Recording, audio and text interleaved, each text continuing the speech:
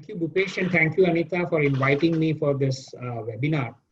Uh, so, in fact, our journey started in March, immediately after the lockdown, and we were experimenting a platform both for online teaching as well as for evaluation. In the month of March, we had not finished our semester, and the immediate need was to get connected with the students and continue our teaching. Uh, so something which came to us very handy and which was for free was the Google Meet. So we started first with Zoom.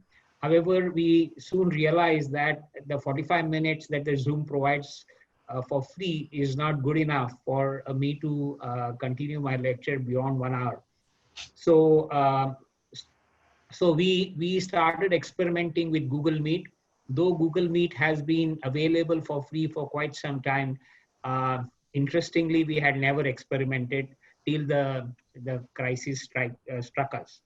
So we continued teaching. Then we slowly discovered one by one some of the features that we found very necessary, particularly the whiteboard and so on and so forth.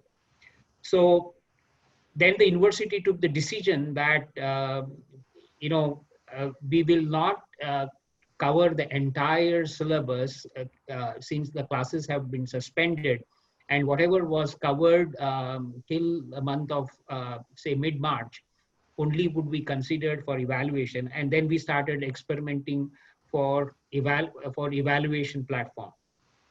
And we sent feelers across the country asking different vendors. By then the whole country was woken up, and many vendors were sending us flyers and information about various platforms that they were offering us, right? So we selected some 5-6 platforms for online teaching, and 4-5 platforms for examination, right? So the strategy was to try out a pilot because we realized that demonstration often is not good enough for deciding on a specific platform, and we started trials on various platforms.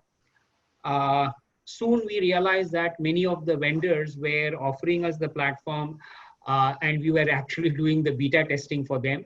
But that was perfectly acceptable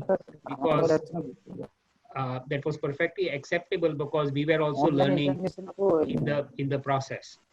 When it came to examination, right, we selected 4 particular platforms, and later on zeroed on one of them because the pilot was for free, but when we wanted to use a particular platform for our entrance examination, right, we had to be more careful, and we were looking for a platform with the right support in conducting our online entrance examination. Now, our examination system, Goa University is an affiliating university. So we have a campus program where we run postgraduate programs where the teacher themselves, teach and evaluate. However, we have large number of colleges which are affiliated to the university, and for them, it is not just the teacher who teaches and sets the paper, but there are a group of teachers who come together and set the paper, and again the paper is evaluated by different teachers. So we soon realized that these 2 requirements are different, and we need 2 different platforms for doing this. For my university postgraduate programs, I wanted a system which is easy to use so that the teachers themselves can set the paper and conduct the examination without any third-party support. However, when it came to the controller of examination conducting examination to large number of affiliated colleges, their requirement was different, and there we felt that it might be easier for them to outsource the whole process to a third-party vendor who will help in the entire process, right from typesetting the question paper till the examination is conducted and the evaluation is done. So we separated these two requirements because these were two different requirements, and we realized that we would require two different platforms for doing this. Okay. So MUni was chosen primarily where the teachers themselves would set the question paper and set up the whole, I will do the typesetting, everything, and then conduct the examination. But we realized that many of these platforms were not that user friendly, and we ultimately decided to take the help of the vendors themselves in in conducting the examination.